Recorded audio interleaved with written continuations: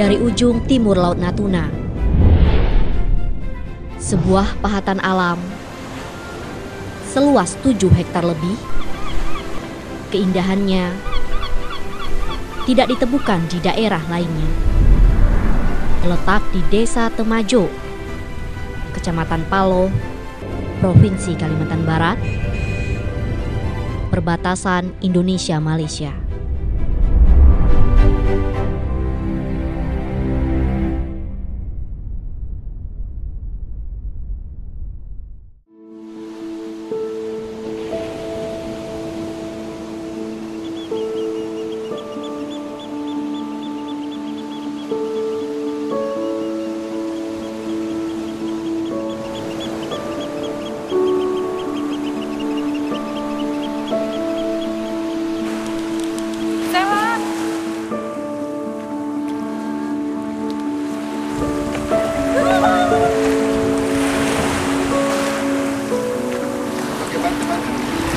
Dari dermaga Temajo, kami bertolak menuju Tanjung Datuk, sebuah kawasan objek wisata menara suar perbatasan Indonesia-Malaysia.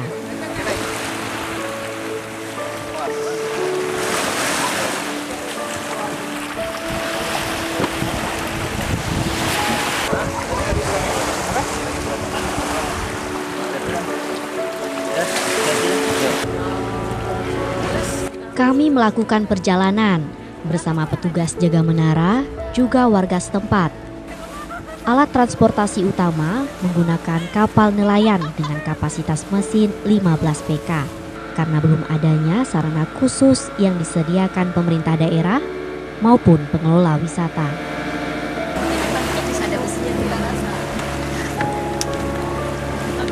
Di sana ada kampung, tadi ada pura-pura ada kampung ini.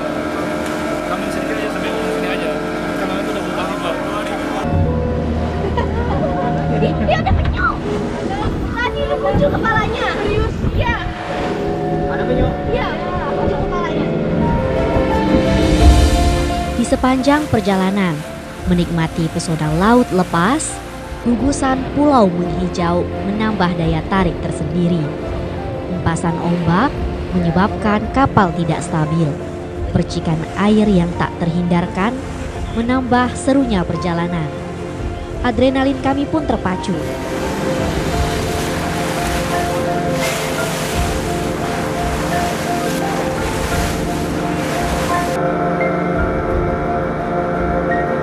Bila perjalanan menggunakan kapal cepat, ditempuh rata-rata dengan kecepatan 20 knot. Perjalanan ditempuh lebih kurang 30 menit.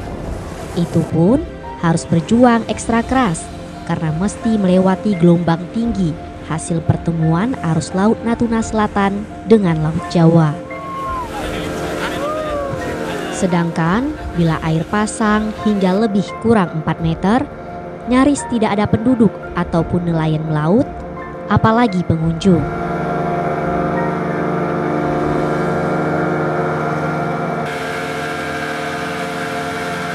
Kami bersyukur meskipun cuaca sedikit mendung, ombak tetap bersahabat memuluskan perjalanan menuju Bukit Menara Suar.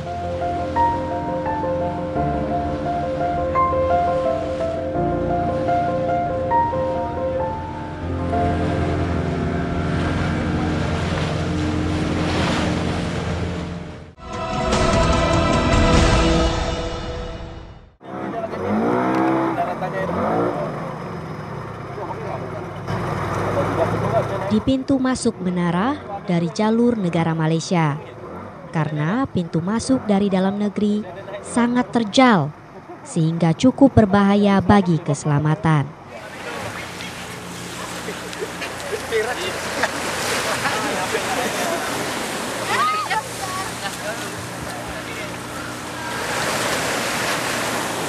Pasti ada kasar.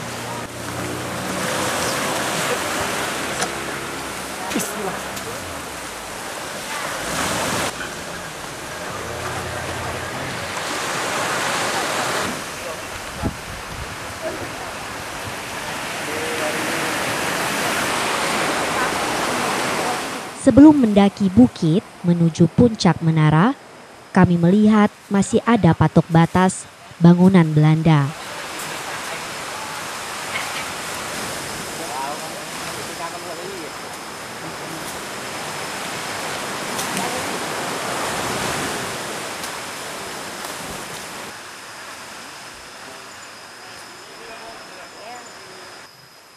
Menurut cerita petugas jaga, patok batas ini menjadi titik batas wilayah Indonesia. Namun sayang, sudah diklaim pemerintah Malaysia.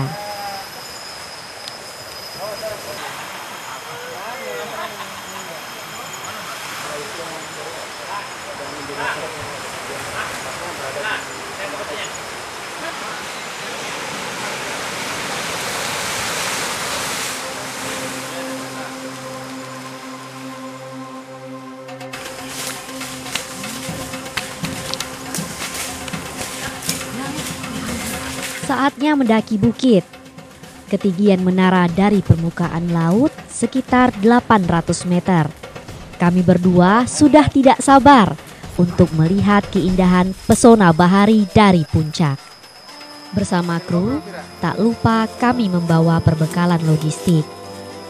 Kondisi geografis bukit yang curam, tidak ada jalan landai, maka harus bergantian.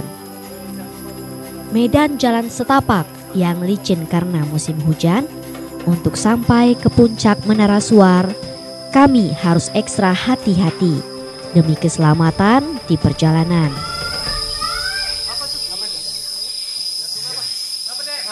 Sampai itu bilang. Sampai dia. Oh.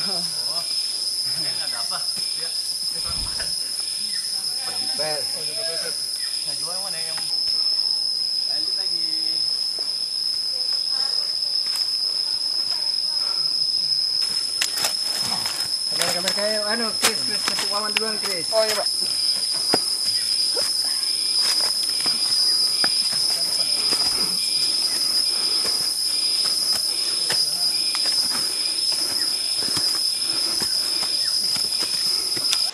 Sudah setengah perjalanan menuju puncak, kami menjumpai peta Tanjung Datuk.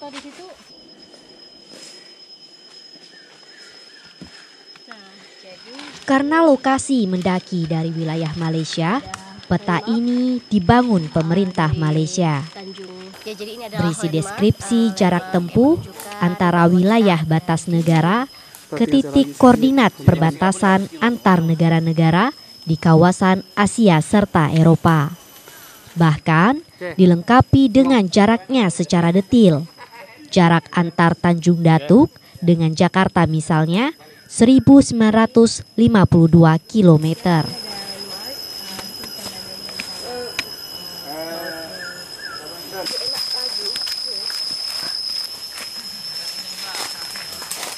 Makin ke puncak, banyak hal unik dan menarik.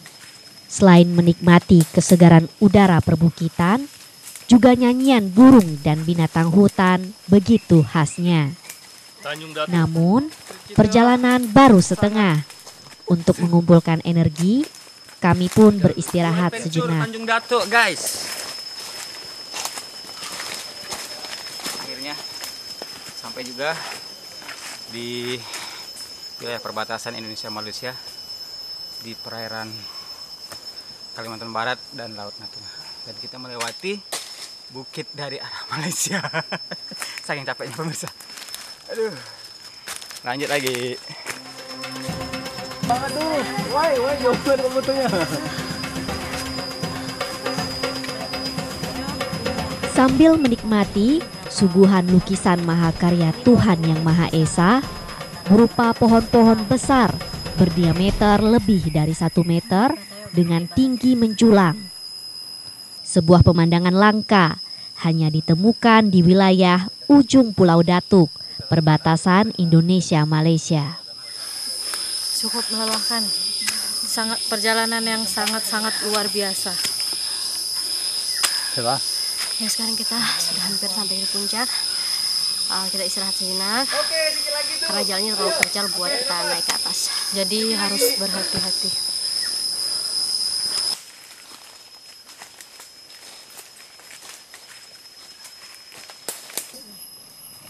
Setapak demi setapak, medan terjal nan licin mampu kami taklukkan. Hai guys. Kita baru sampai di Blender ya guys.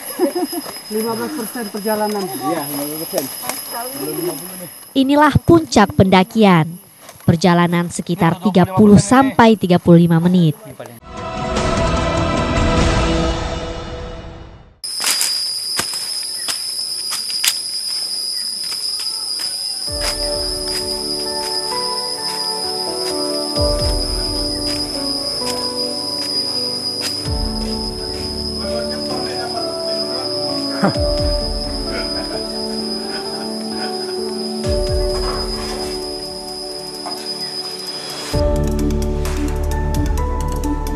Meski menguras energi, mercusuar Indonesia tepatnya bersebelahan dengan mercusuar Malaysia.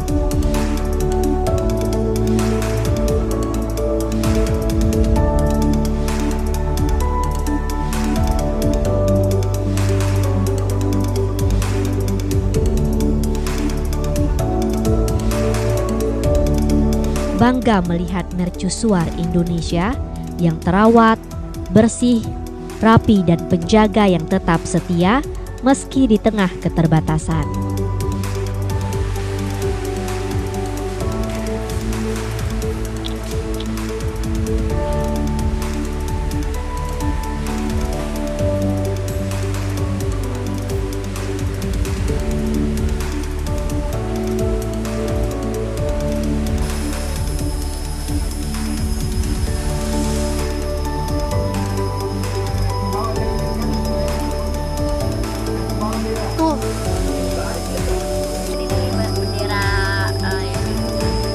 Perbatasan gitu ya.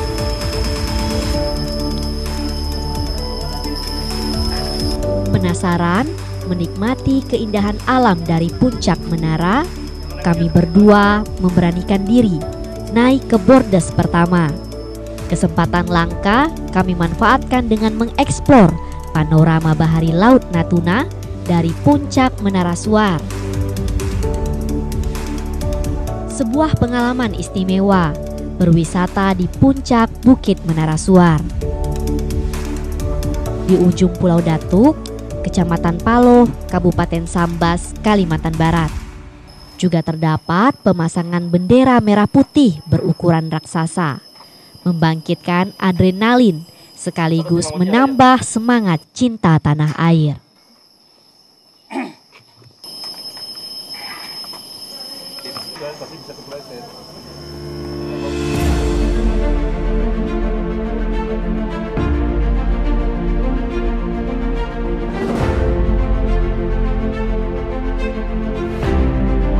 Bendera merah putih merupakan identitas NKRI. Siapapun kita dan dimanapun berada, di ujung pulau sekalipun, merah putih tetap berkibar, simbol harga diri dan kepribadian generasi bangsa Indonesia.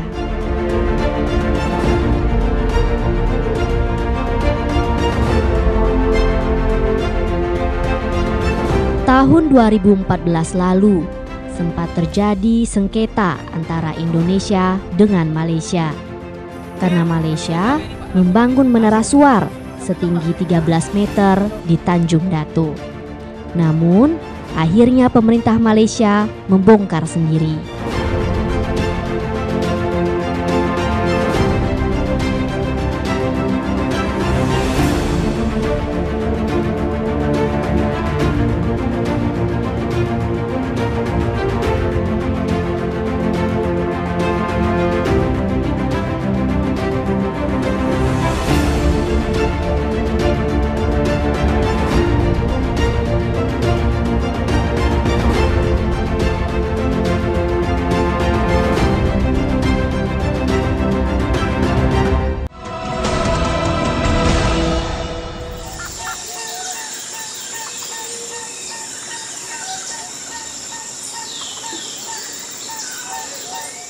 Kecamatan Paloh punya segalanya.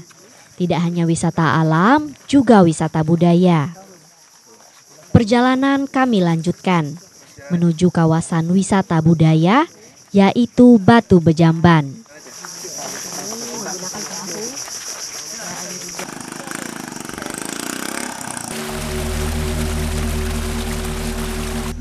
Batu Bejamban sudah melegenda di kalangan masyarakat Sambas. Dikenal juga sebagai tempat spiritual dari dulu hingga sekarang. Terdapat 2 jalur menuju Batu Bejamban. Kami menggunakan jalur dermaga Tasik. Dari sini menuju lokasi sekitar 15 sampai 20 menit. Menggunakan longboat atau perahu motor jenis klotok dengan mesin 15 PK.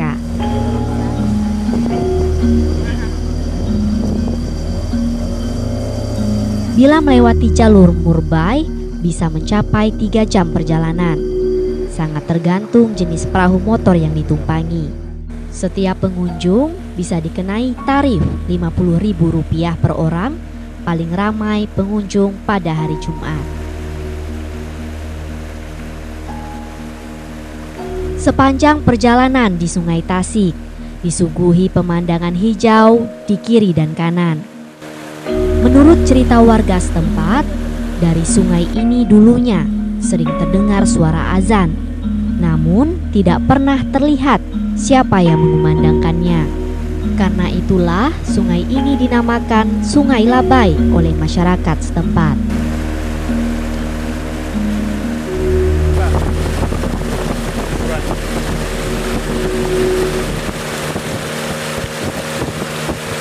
Dari kejauhan, tampak batu seperti terapung di tengah sungai. Batu besar seperti pulau, ditumbuhi lumut dan mangrove, juga memiliki cerita legenda. Menurut warga, dulunya ada kapal yang menabrak batu besar di tengah sungai yang tak terlihat sewaktu air pasang.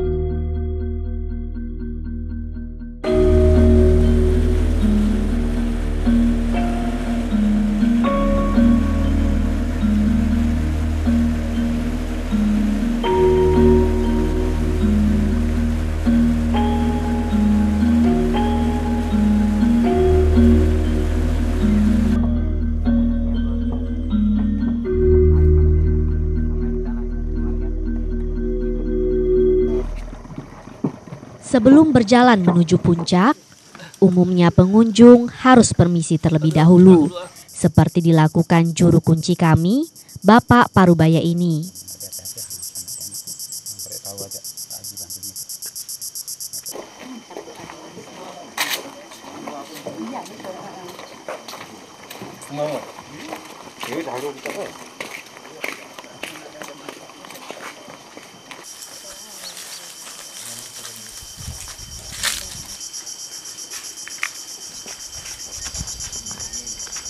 Keyakinan warga di sini, kenapa banyak orang warga di sini yang pergi datang ke sini mungkin untuk minta jodoh atau minta dipermudah.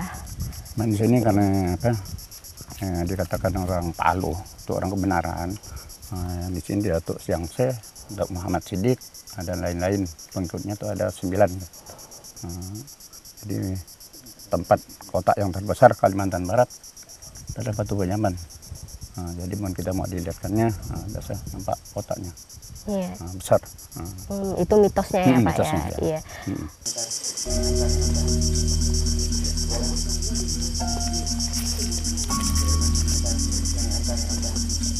Batu Bejamban memang unik dan menarik. Sebagian warga menjadikan sebagai sebuah situs pengantar niat.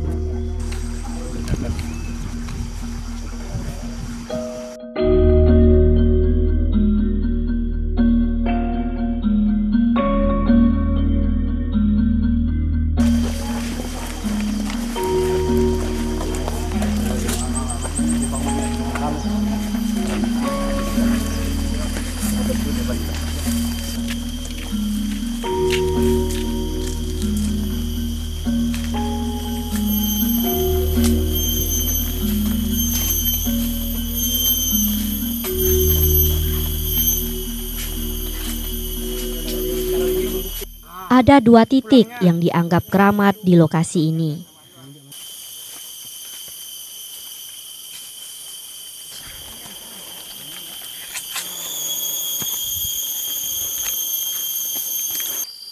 Dua titik lokasi itu berupa sumber air di atas batu yang konon tak pernah habis meski ditambah terus walau di musim kemarau sekalipun.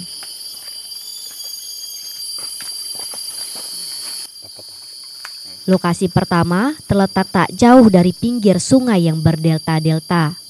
Segunduk batu besar dengan sumber air di atasnya terlihat tak pernah berhenti dibakari dupa dan kemenyan. Aura mistik mulai menyergap pengunjung yang baru tiba. Di batu inilah titik pertama situs Batu Bejamban disebut. Menurut penuturan warga dan orang-orang yang dekat dengan situs ini, Batu Bejamban adalah pusat pemerintahan dan kerajaan gaib di Palo. Di lokasi ini, beberapa orang mengaku pernah melihat kemajuan teknologi dan pembangunan.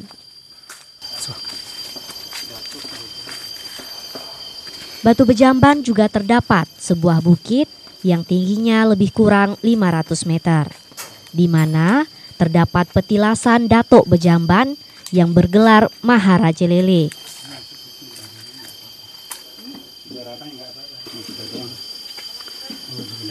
Terbang kemana-mana dengan izin dan kekuasaan Habib Warisah Sulaiman dan Khalasa bagi kerajaan alam yang mustajabah.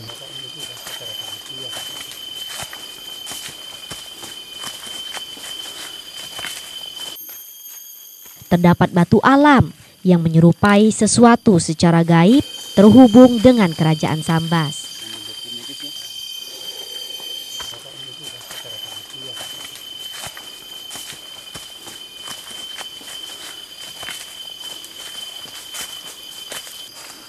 Cerita tentang Batu Bejamban ini memang banyak yang masih menjadi misteri, seperti ada hubungan apa dengan kerajaan Majapahit.